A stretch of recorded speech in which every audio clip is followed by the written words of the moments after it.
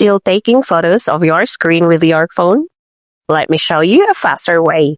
In just one key, you'll learn 4 easy ways to screenshot on Windows.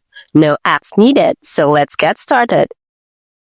Press the print screen key on your keyboard, and it will capture the 4 different ways. Click on the arrow down, then select from these 4: rectangle, window, full screen, or freeform. Select rectangle if you want to capture or screenshot a specific part of your screen.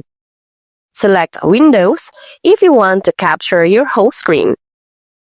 Now, for full screen, you can screenshot the whole entire screen of your Windows. And select Freeform if you want to screenshot a part of the screen in your preferred shape. And that's it. Easy, right? Now you never have to struggle with screenshots again. If this helped you out, don't forget to like, share, and subscribe for more quick tech tips.